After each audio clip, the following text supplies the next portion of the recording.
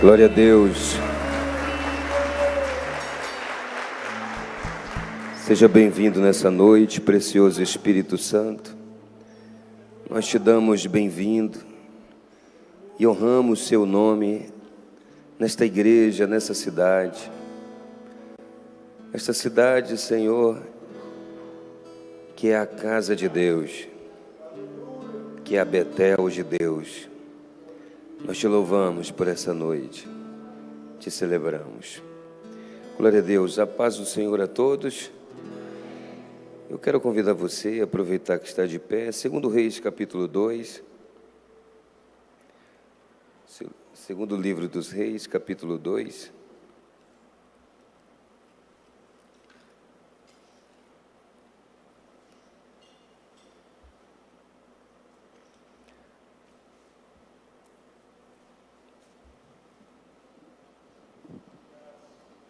E o verso 1 a seguir. Que precioso estar aqui com vocês mais uma vez, depois de algum tempo. Fico feliz pelo lindo trabalho que esse casal de pastores estão fazendo aqui. Uma linda obra de Neemias, de reconstrução, aos presbíteros, ao conselho, aos líderes, a você que está na adoração. Pastor Lucas, meu muito obrigado. E a bênção do Senhor repouse sobre a sua casa, sobre a sua família. 2 Reis, capítulo 2, o verso 1 a seguir. Diz assim: quando estava o Senhor para tomar Elias ao céu por um redemoinho, Elias partiu de Gilgal em companhia de Eliseu. Disse Elias a Eliseu: fica-te aqui, porque o Senhor me enviou a Betel. Respondeu Eliseu: tão certo como vive o Senhor e vive a tua alma, não te deixarei. Assim desceram a Betel. No verso número 4 diz: disse Elias a Eliseu: fica-te aqui, porque o Senhor me enviou a Jericó. As mesmas coisas ele falou e as mesmas coisas ele respondeu. No verso de número 6, disse-lhe, pois, Elias: fica-te aqui, porque o Senhor me enviou ao Jordão. Mas ele disse: tão certo como vive o Senhor, vive a tua alma, não te deixarei. Assim foram ambos juntos. Foram 50 homens dos discípulos dos profetas, pararam certa distância deles. Eles ambos pararam junto ao Jordão. Então Elias tomou o seu manto, enrolou, feriu as águas, as quais se dividiram em dois lados e passaram ambos em seco. Havendo eles passado, disse Elias a Eliseu: pede-me o que queres que te faça, antes que seja tomado de ti. Disse Eliseu: peço-te que me dê por herança a porção dobrada do teu espírito.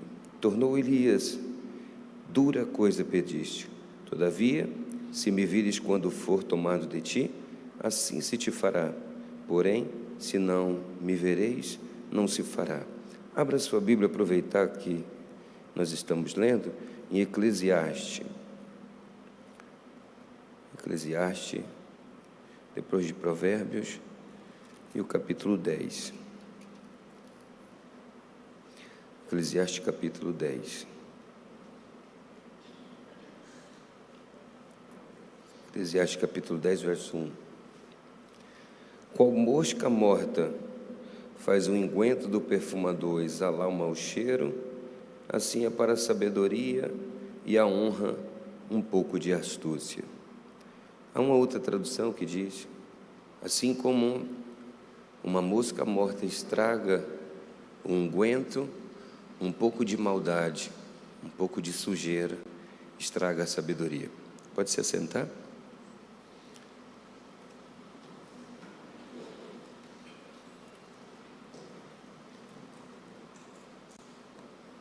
Quando eu conheci os irmãos daqui, o pastor Lucas não havia casado e não tinham filhos, não tinha casado, e o Senhor me deu o privilégio de depois vir aqui, estar casado e depois de uma criança, e eu quero deixar aqui a minha honra e a bênção do Senhor, honrar a Deus para que essa igreja cresça, frutifique e multiplique e vocês vivam um novo tempo. A ministração que eu quero ministrar é uma palavra que eu senti não só para essa igreja, mas para essa cidade. Uma nova unção de Deus está vindo. Diga isso comigo. Uma nova unção está vindo. Uma nova unção está vindo para este lugar, para essa cidade. Você já conhece a história de Elias, que foi um grande homem de Deus, um grande homem usado por Deus, um profeta do Senhor, tão grande que os judeus ainda acreditam que Elias aparece nas casas e ele vai preparar o caminho do Senhor. Até Malaquias profetizou que antes da vinda do Messias iria o Elias aparecer. E Jesus confirmou isso, dizendo que sobre a vida de João Batista estava a unção e a virtude de Elias. Elias foi um homem que lutou contra um reino muito perigoso, um reino de corrupção. O que é o pecado e o que é a iniquidade? O pecado é quando você está numa linha reta, você cai, mas você volta, e não importa quantas vezes isso se repita, ou quantas vezes você cai e você volta para o lugar. Qual é a diferença do ímpio e o porquê Deus pune a impiedade? Porque Deus não gosta da impiedade. A impiedade é quando você sai do caminho e você, além de cair, faz com que outras pessoas comecem a cair no caminho e ainda faz o sentido ao contrário. Esta é a iniquidade. Um homem sem lei, um homem sem princípios, sem valores, sem a palavra de Deus. E isso é o espírito do anticristo, que o nome anticristo é igual a Cristo, fingindo ser igual a Cristo, mas diz que ele é um homem iníquo, é um homem sem lei, nomos no grego, sem lei, sem princípios, sem valores. Ele usa parte das escrituras para fazer outras pessoas errar. Porque o que é uma mentira? Um pedaço da verdade que uma pessoa constrói uma palavra falsa em cima daquilo. E o reino de Israel naquele tempo era um reino corrupto, de sujeira, de mentira. Estava a política suja, estava um momento difícil na política, não só a política, mas também espiritualmente. Você percebe que o povo não buscava Deus.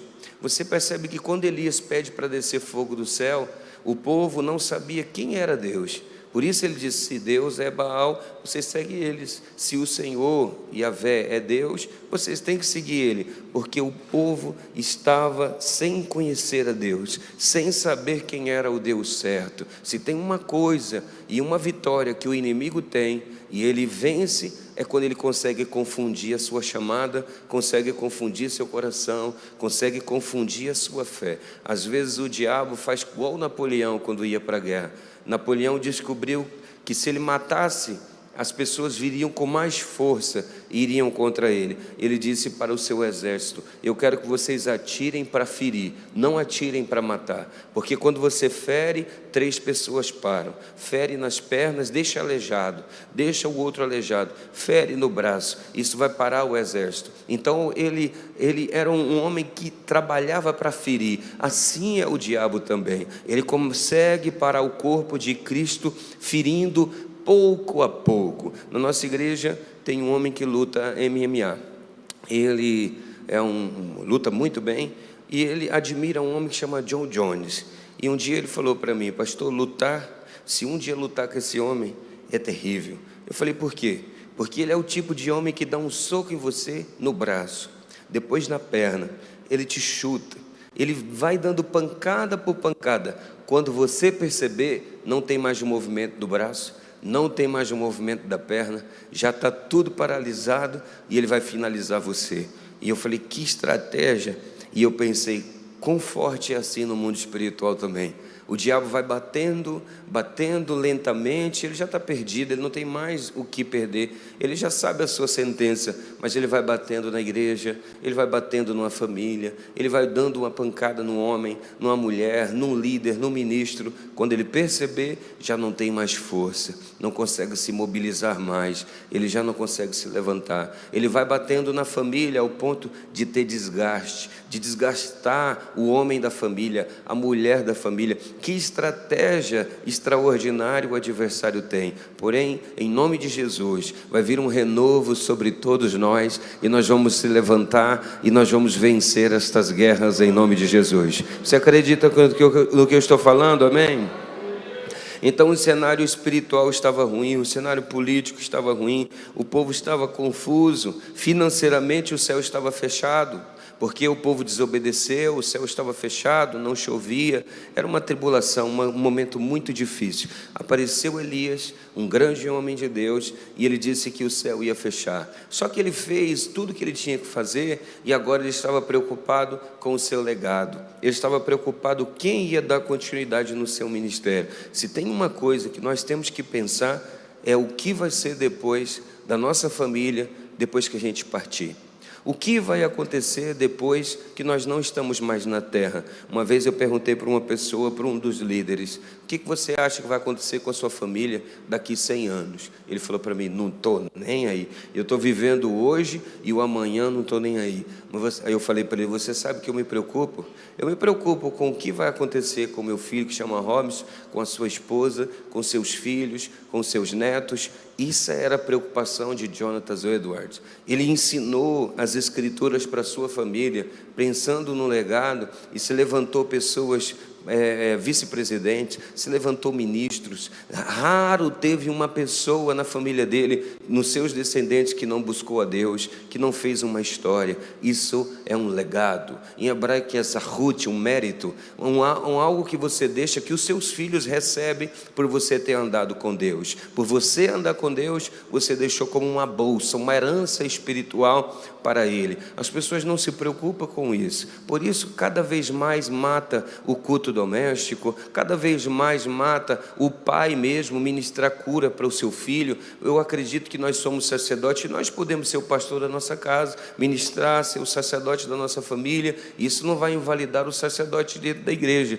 Então imagine que cenário ruim que agora Elias está buscando alguém para dar continuidade. Ele estava orando a Deus. Deus, quem vai ser o próximo? Quem vai se levantar? E ele escutou no monte que era Eliseu que ia dar essa continuidade. Ele foi até Eliseu, era um fazendeiro. Eliseu desfez de tudo que ele tinha e ele seguiu Elias afora. 22 anos seguindo Elias, 22 anos honrando a ele, para que depois ele recebesse a herança espiritual dele. Ele abandonou uma herança terrena e recebeu uma herança espiritual. Veja que maravilha, olha que transição maravilhosa. Nós estamos falando de Eliseu agora, e provavelmente ele foi a inspiração de muitos profetas desses grandes que depois se levantaram, Isaías, Jeremias, Daniel, Ezequiel, por causa que ele decidiu fazer um legado, construir uma história também. E quando Elias está para ir embora, quando Elias está se despedindo,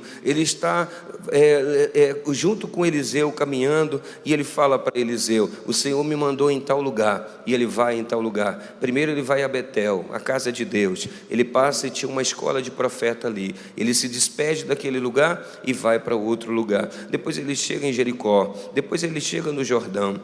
Nesses lugares onde ele está passando, passa em Gilgal, 4 lugares ele passa, no último é o Jordão. Eu tenho certeza, em nome de Jesus, que você vai a Israel e você vai passar neste lugar onde foi aberto esse portal espiritual, onde o Espírito Santo veio sobre Eliseu. Quantos querem ir para Israel aqui? Vocês vão, em nome de Jesus. As pessoas dizem, ninguém vai para Israel, é Deus que manda, Deus vai te mandar lá para Israel, amém? E ele abriu aquele portal espiritual quando ele estava indo embora. E ele disse, no dia que eu for embora, se você me vir, essa palavra é muito difícil de entender. A tradução correta significa, se você permanecer comigo, se você permanecer do meu lado, quando eu subir, o que eu tenho vai ser seu. Ele disse, eu quero a porção dobrada do que está em você.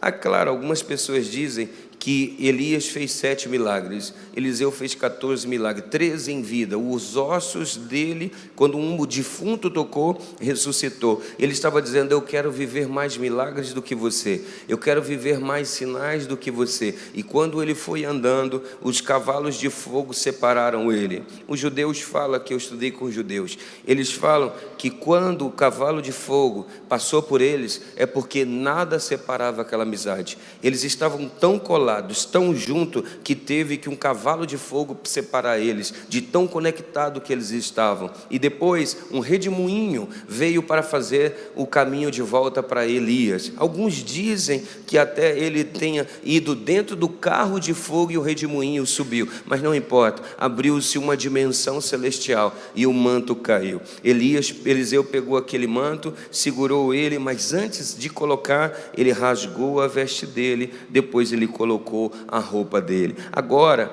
ele começa uma jornada, em vez de ele falar assim: onde está o meu Deus? Ele invoca o legado, ele invoca a história dos pais, ele invoca a história de Elias, e ele diz: onde está o Deus de Elias? Quando ele fala isso, o céu se abre, a virtude cai sobre ele, a unção do Espírito vem. Você sabe, quando Deus está num negócio, gente, Deus abre portas. Você sabe que quando a unção do Espírito chega, as coisas é diferente. Você sabe que quando nós estamos na unção, a canção é diferente, o trabalho é diferente, estar com a família é diferente, a viagem é diferente, ensinar é diferente. E o que eu quero liberar aqui nessa noite e orar junto com vocês é que uma nova unção está vindo em nossa direção e vai mudar as coisas espirituais, vai acender um novo fogo pessoal na sua vida, e as coisas vão mudar espiritualmente. Daqui a pouco você vai sentir um tempo novo chegando nessa cidade, nesta igreja. Deus vai desatar uma nova unção e uma nova virtude sobre todos vocês que estão aqui. As coisas ficarão diferentes, a história será diferente, o tempo será novo. Jesus, quando foi pregar na sinagoga, ele abriu o rolo e disse: o Espírito do Senhor está sobre mim, pelo que ele me ungiu para pregoar o ano aceitável do Senhor, o ano do perdão do Senhor. O Espírito do Senhor está sobre mim, o Espírito do Senhor está sobre mim, pelo que ele me ungiu. E o Espírito do Senhor está sobre nós, e o Espírito virá sobre você ainda mais uma vez, e a virtude se aumentará, e os tempos novos chegará. Eu sei que tem gente aqui que já tentou de tudo e não conseguiu. Todas as vezes que eu tento de forma natural e eu não consigo, eu sei que chave usar: a chave da unção, a chave da oração, a chave da adoração. E eu vejo o céu se abrindo, mesmo que no jeito natural eu não consiga, eu sei que ativar o mundo sobrenatural. E essa noite nós vamos ativar o mundo espiritual e sobrenatural, e coisas novas vão ser desatadas sobre nós. Levante a sua mão aqui onde você está. Aramacanta, arabaxanda, arabahai. Ele me anda, arabahai, aramacinda, ele me anda, arabahai. Lá em Maringá, um homem chamado Abel, ele decidiu receber o poder do Espírito Santo, onde nasceu a igreja presbiteriana renovada. Ele buscou uma nova unção, ele buscou um novo tempo. Um homem presbiteriano chamado Charles Finney recebeu uma nova unção, buscou uma nova unção. Homens que sacudiram o mundo buscaram uma nova unção. Eu sei que está chegando para nós e para você um novo tempo de unção do Espírito Santo. Aramacanta, arabahai. Agora, o que é unção? Como ela trabalha? Tipos de unção.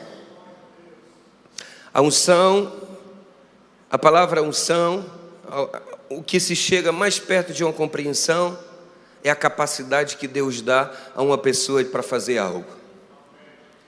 Podemos dizer que Adão foi ungido. Quando Deus disse: eu te abençoo, não tinha maldição. Ele disse: eu te abençoo, eu te capacito. Agora você vai frutificar, multiplicar, vai encher a terra. Ele capacitou Adão. Essa unção, Adão tinha que manter essa capacidade de Deus dentro dele. Ele tinha que manter cuidado do jardim do Éden. Os historiadores falam que ele viveu 100 anos dentro do jardim do Éden antes de pecar. Só tinha filhas. Depois que ele sai do jardim do Éden, ele tem o seu primeiro filho. São os historiadores judeus que falam isso. Eles tiveram 86 filhos, a maioria, 60 e poucos, eram mulheres. Eles começaram o mundo. Adão tinha que manter o seu jardim, o lugar da presença. Deus descia na viração do dia para falar com Adão. Alguns dizem que é de 5 horas da tarde até 6 horas, que é onde o judeu diz que começa o dia dele. Deus busca um lugar, Deus busca uma pessoa e Deus busca um horário.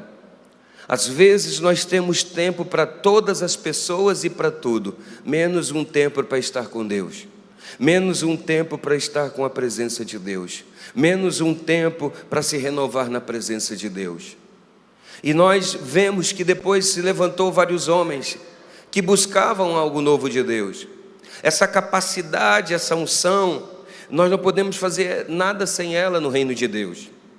Você vai perceber a vida de Davi, como ele foi diferente. O rei estava esquizofrênico, porque se você estudar todos os sintomas de uma pessoa esquizofrênica e você estudar a vida de Saul, você vai perceber, Saul estava esquizofrênico. Não conseguia dormir, perturbado, via coisas, via vulto, inquieto. Não tinha os remédios que nós temos hoje, ele não conseguia descansar. Chamaram Davi. A unção que estava sobre Davi começou a escorrer dentro da casa de Saul. Enquanto ele tocava, era imaginar uma música do céu. Os judeus falam que ele tocava o Salmo 23. O Senhor é o meu pastor e nada me faltará. Deitar-me ver pasto verdejante, guia-me às águas tranquilas, refrigera a minha alma pelo amor do teu nome. Ainda que eu andasse pelo vale da sombra da morte, não temeria mal algum, porque tu estás comigo. Teu cajado me consola, prepara uma mesa perante mim na presença dos meus inimigos. Quando ele cantava essa canção, os espíritos malignos saíam da vida de Saul. E não saía porque ele tocava bem, porque a Bíblia diz, chama um homem que toca bem, mas que o Espírito de Deus está sobre ele. Não era só a habilidade, porque nós temos que nos preparar para o melhor, para a habilidade.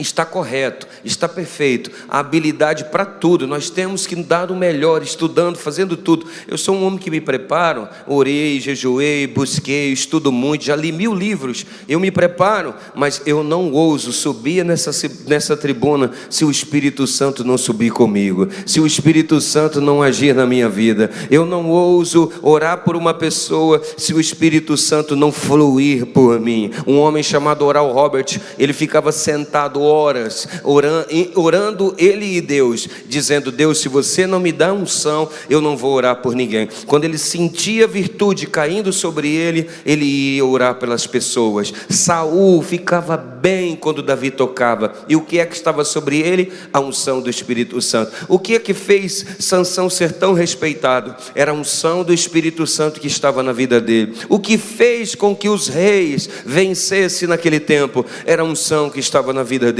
Era o Espírito Santo que estava sobre ele, capacitando ele. O próprio Jesus foi até João Batista. Jesus foi até João para que João abrisse o céu para ele. Um dia perguntaram, de onde saiu a sua autoridade, sua simikvá, sua transferência? Quem te transferiu? Quem te delegou? Quem foi que te colocou nessa dimensão? E ele disse, eu vou fazer uma pergunta, se vocês me responderem, eu respondo essa pergunta. O batismo de João era de Deus homem. Em outras palavras, estava dizendo que era João. Jesus, aqui antes de João Batista orar, o céu fechado, não fluiu, não tinha voz, não tinha unção. João Batista orou, a unção veio, o Espírito veio, o céu se abriu, a voz veio. Todas as vezes que nós buscamos a unção de Deus, o céu se abre para tudo que nós vamos fazer. A voz de Deus volta. Há alguém aqui que não está escutando mais a voz de Deus. Há alguém aqui que clama, dizendo, fala comigo,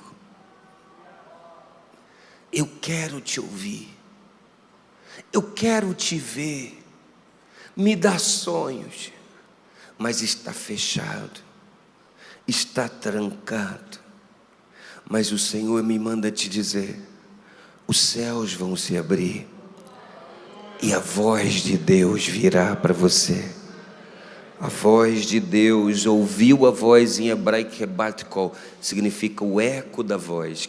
O filho da voz é o eco. Deus vai ecoar boas palavras no seu coração. Está chegando, Deus desatar e você vai ter a direção. Alguém está dizendo, não tenho direção do amanhã, não sei o que Deus vai fazer amanhã. eu estou perdido, eu só estou orando, estou buscando conselhos e não entendo nada do que Deus tem. Teu GPS espiritual está quebrado. Mas quantos creem que a partir de hoje a resposta virá de alguma maneira? Quantos creem aqui que a resposta virá de alguma maneira? Quantos creem aqui que a resposta virá de alguma maneira? Eu vou seguir uma reta para terminar. Existe, quando Eliseu pediu a porção dobrada, é só uma figura que me ajuda a aprender sobre algo. Uma porção dobrada. Diga comigo, porção dobrada. Existe uma unção para viver e uma unção para servir. Preste atenção, existe uma unção para viver e uma unção para servir. A unção para viver, ela muda meu caráter. João disse, a unção que você recebe fica em você. Não é necessário que ninguém lhes ensine. Essa preposição lhes está dizendo que não é um outro homem que te ensina. Lhes é fora, outras religiões. Não é necessário que outras religiões te guiem a Deus, porque o Espírito está em você. E o Espírito Santo trabalha dentro de você, quando você está orando, quando você mantém o seu fogo pessoal. Às vezes a gente não mantém o nosso fogo pessoal. O que é o nosso fogo pessoal? A nossa disciplina espiritual, nosso tempo diário com Deus, nossa vida de oração, nossa vida de adoração, nossa comunhão. A maioria das pessoas não ora 30 minutos por dia. Não sabem o que é jejum, não sabem o que é buscar a Deus. Eles são cristãos sem prática de Cristo. Eles não têm a manutenção do fogo pessoal. Mas existe uma outra unção que é para servir. Tem gente que é muito bom em trabalhar no reino, mas você percebe que a unção não muda ele. Vocês estão vivos? Vocês estão aqui? Jesus disse, naquele dia vão dizer, você profetizou no meu nome, fez milagre, mas eu não te conheço. A palavra grega que ele usa aqui é, nosso relacionamento nunca foi verdadeiro.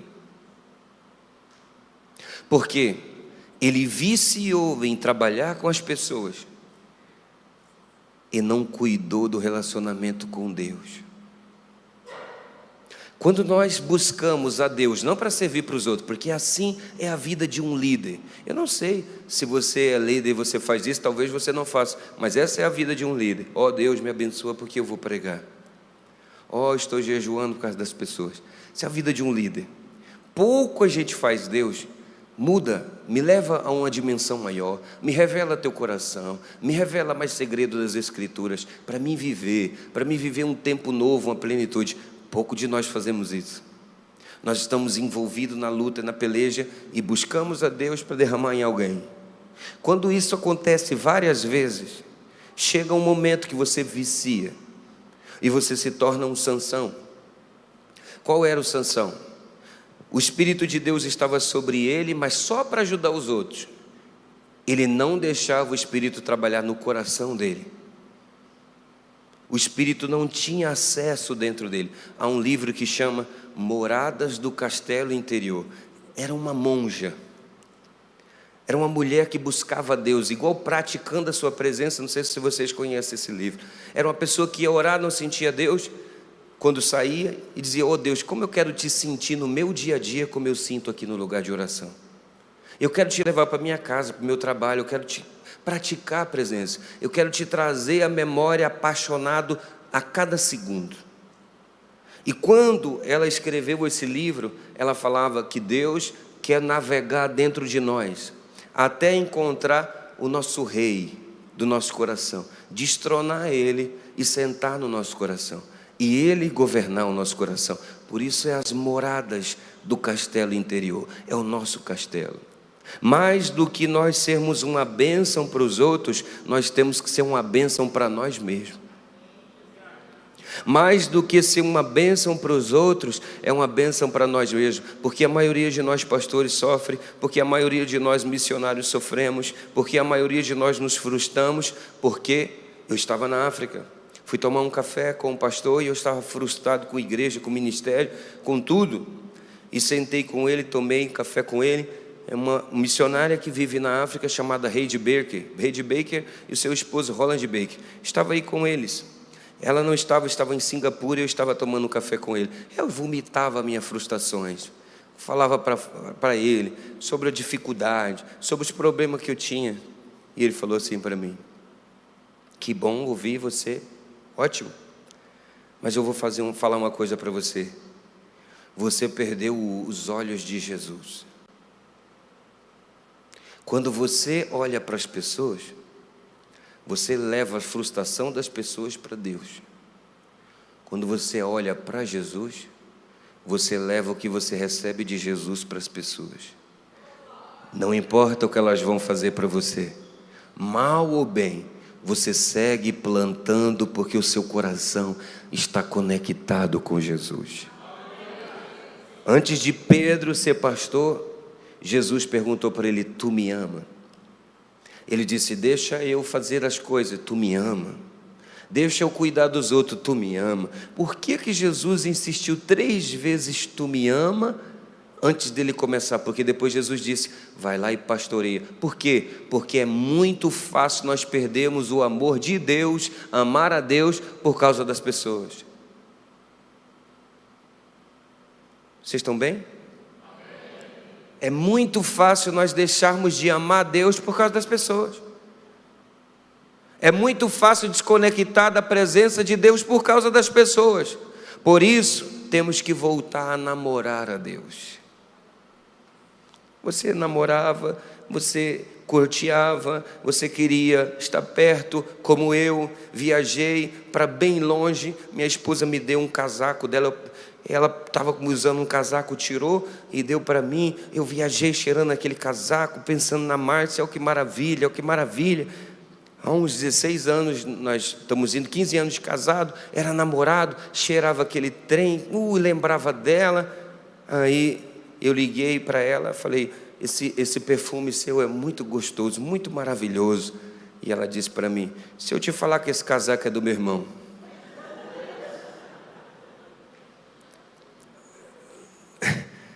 Deus teve que trabalhar no meu coração para perdoar ele.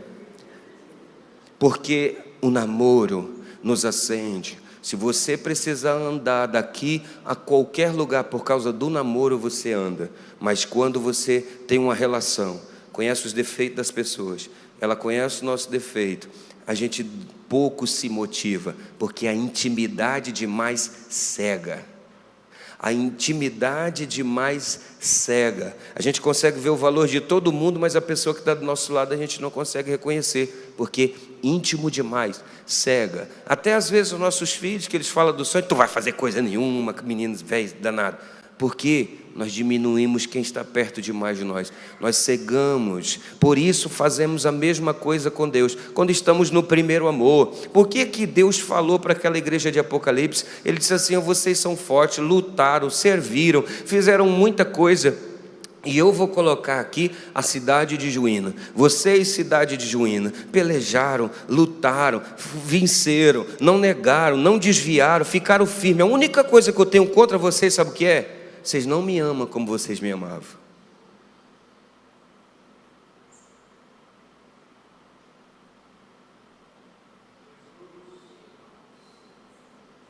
Vocês não estão mais apaixonados. Mas essa noite, alguém aqui vai queimar outra vez por Deus. E esse poder vai voltar para você. E a unção de Deus vai vir. Sansão descobriu no fim da vida dele o que Deus queria no começo. Ele a Bíblia fala, Deus matou mais na sua morte do que na sua vida. Ele descobriu no final, se eu tivesse morrido por meus próprios desejos, se eu tivesse matado a minha carne, Deus iria estourar as fortalezas. E eu estou vendo aqui pessoas igual Sansão, que a unção vai voltar e você vai matar o seu eu, e você vai empurrar as colunas do inferno. Os demônios estão aí rindo de nós. Não vamos vencer, não vamos fluir. Se você soubesse o tanto de guerra espiritual que tem em volta dessa igreja, que tem aqui nesta igreja, que tem nessa cidade, mas como Sansão, nós vamos empurrar as colunas do inferno e todos eles vão cair, porque uma nova unção está vindo em nossa direção. Uma nova unção está vindo em nossa direção. Uma nova unção está vindo em nossa direção. Uma nova unção está vindo em nossa direção. Existe unção para prosperar. Deuteronômio 8,18, lembrará do Senhor teu Deus que te dá força para adquirir riqueza. Essa palavra em hebraico é hábil, pode ser usada como poder, virtude. Você pode começar a prosperar por uma unção de Deus, uma ideia de Deus. Você tem a unção de adorar, o Davi recebeu a unção para adorar. Você pode ter uma unção de libertador. Jesus disse, o Espírito do Senhor está sobre mim e Ele me ungiu para libertar. Você pode ser um libertador, um intercessor, unção para isso. A Bíblia fala, rio de água viva fluirão. Rios, vários rios, maneiras de Deus ministrar você. Vários rios podem ser liberados, vários tipos de unção. Unção para o ministério, unção para o pastoreio, unção para ensinar, unção profética. A unção profética pode vir sobre você. Às vezes, como profeta, a gente perde a sintonia. Mas esse último texto que eu li, e aqui eu paro para a gente orar. Como um mosquito caiu no unguento e perdeu ele todo, assim é uma pessoa sábia que o mal começou a trabalhar no seu coração. Se caísse agora um mosquito aqui, o que você faria? Tomaria? Não? Por quê? Por quê? Um dia eu estava pregando e uma pessoa disse, eu tomo em nome de Jesus, eu oro e está tudo feito. Mas você não toma, sabe por quê? Porque está contaminado. Em algumas fases da nossa vida, a nossa unção se contamina por uma amargura. E quando flui, já não flui Deus, flui a nossa amargura. Às vezes nós entramos em crise espiritual, igual Davi. Como me dera eu voltar lá no tabernáculo. Eu estou como uma corça suspirando por água. Esse azeite e essa unção foi contaminada porque caiu um mosquito dentro. Tem gente aqui que Deus usava, que sentia Deus, que era apaixonado por Deus, mas o inimigo foi usando pessoas ou coisas na sua vida e te amargurou, e um mosquito pousou no seu óleo. E não tem como recuperar. Não sei que amargura você teve ou decepção você teve, que feriu o seu coração ao ponto de sujar o puro que você tinha aqui dentro. Não tem como recuperar. Tem uma coisa a ser feita: jogar e limpar tudo que é velho e buscar algo novo de Deus. Uma pessoa um dia disse para mim, em alguma fase da sua vida, quando você tentar de tudo e não conseguir, é porque Deus está te chamando para um nível maior, para uma nova unção. Eu estava na Colômbia, uma igreja de 30 mil cadeiras espalhadas assim. O pastor de lá é o pastor Ricardo Rodrigues.